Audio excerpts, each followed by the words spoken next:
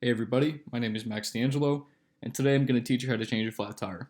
The purpose of this tutorial is to educate drivers about how to get yourself out of one of the most unpredictable and inconvenient situations that can happen while you're driving.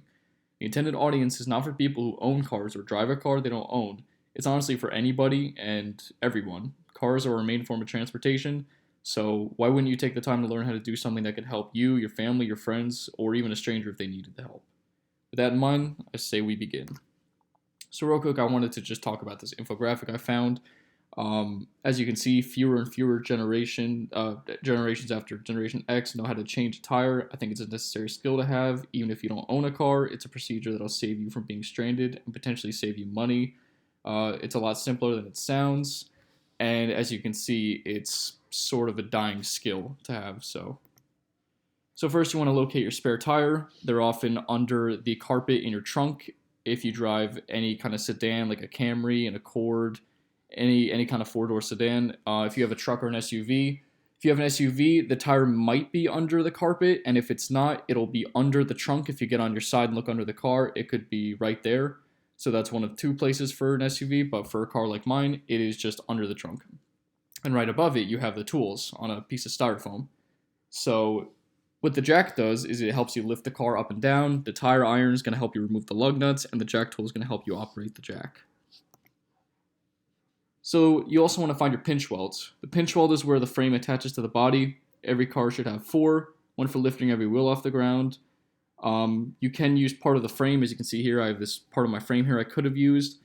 You don't want to use any other area that the manufacturer doesn't specify, because you could put a hole through your floor pan, or you could dent part of the body.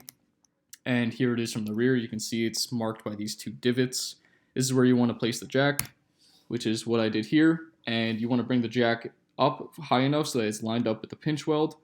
And then you can use this thing to twist it by hand and it'll raise it. And then removing the lug nuts all the way while the car is on the ground can put stress on the hub and the threads. So you don't want to do more than just loosen them.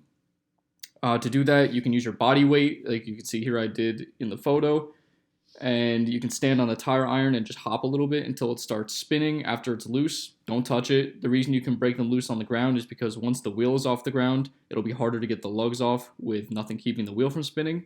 When the wheel is on the ground, the friction will stop it from spinning. And righty-tighty, lefty-loosey, that's just something you should keep in mind. It's very useful advice everywhere in life, honestly. And once the lug nuts have been broken loose, you can then use the jack tool to lift the car. You don't have to raise it ridiculously high until the jack tops out, but you do want to make sure that the bottom of the tire has lifted off the ground. It's going to make removing the wheel a lot easier. Now with the wheel off the ground, you can fully remove the lug nuts using the tire iron.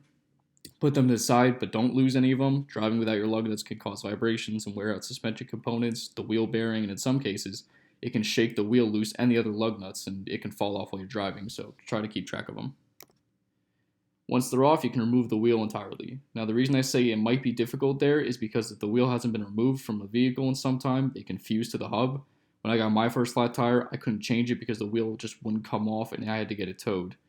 What you can try to do in this situation is stand with the back of your legs facing the wheel and kick the tire at different positions, like once at the 3 o'clock position and again at the 9 o'clock position. This will knock it loose and force the wheel to rock back and forth. Next, you're going to put your spare tire on. I mentioned the clock positions again because you want to make sure that the wheel is flush against the hub.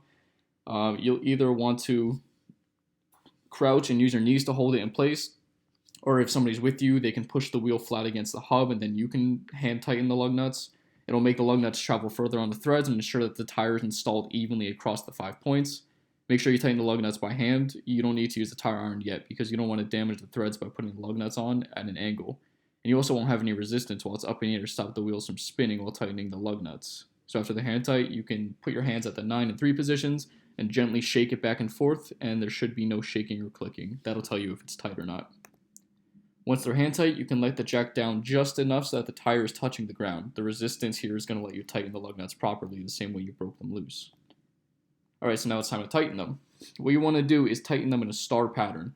I made a small diagram here to show what I mean. By tightening them in a star pattern rather than in a circle or in a random order, you're distributing the tightness evenly and minimizing the chances that some will be tighter than others. Once again, I recommend using your body weight to tighten them until you're jumping on the iron and it can barely turn anymore. Once you've confirmed the lug nuts are tight, you can lower the jack all the way, put your wheel and tools in the car, and drive carefully. So to end this, I just put some photos I found of the first time I changed a tire. My friend called me, said he had a flat tire. I had never done it before, but I was familiar with the process. It probably took me about 2 hours. Yesterday, when I took the photos of my car when I was changing the tire, took 5 minutes. So it's definitely a process that once you're familiar with, it gets easier, and it's a piece of information I think every driver should have.